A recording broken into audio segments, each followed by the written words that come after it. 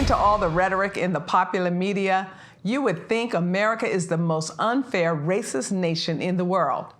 You would think that Black Americans are uniformly living in oppression and poverty with no hope for the future, save the federal government arriving on the scene to their rescue. Well, sorry to trouble you liberals with facts, but indeed there are facts. And the facts tell a far different story than what we're hearing in the left-wing dominated news. Let's start with the most recent annual report of the Census Bureau, where they're looking at income and poverty in the United States in 2019. That's the most recent. And according to this report, annual real median household income in the U.S. increased 6.8%, the largest annual increase recorded since the census started doing this type of data going back to 1967.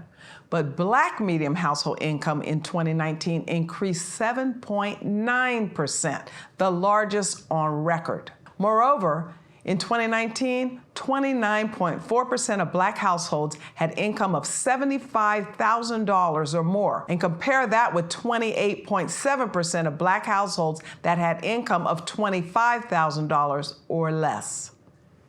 In 1967, 44.5% of Black households were low income, compared to 9.1% high income. 2019 was the first time ever that the percentage of high-income Black households exceeded the percentage of low-income Black households. In 2019, business equity among Blacks increased 138%.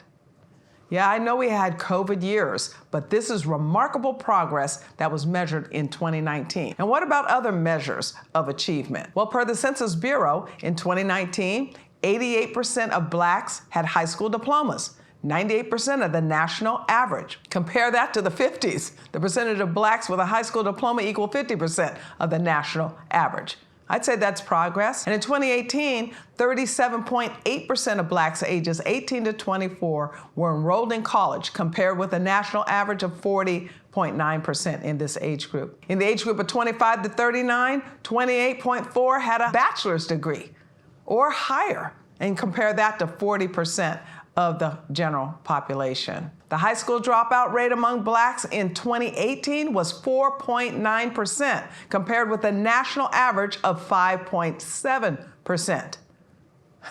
Am I trying to divert attention from the many real economic and social problems in the Black community? Of course not. Certainly not. But what I do wish to disabuse is this focus on problems in certain Black neighborhoods and using this data to generalize about all Blacks. It's certainly false and a distortion and ironic how often this is coming from those who pretend to be fighting racism. It certainly is true, again, according to the Census Bureau, that in 2019, Blacks, who constitute 13.2% of the population, represented 23.8% of those living below the poverty line. But is this about racism? Well, the data says no. The data tells us that this is about family breakdown, not racism. And the problem of family breakdown is afflicting the whole nation. It just happens to be hitting many Black communities particularly hard. Poverty is excessive in households of all races where they're headed by single women. Blacks just happen to have high, very high percentages of households headed by single women.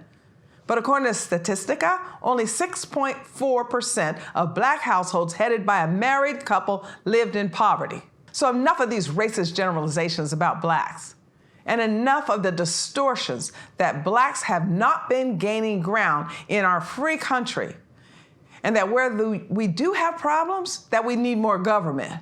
No, we don't need more government. Black progress and achievement since the 60s has been substantial. Where problems do exist, where progress is disappointing, invariably, government has been the problem, not the solution.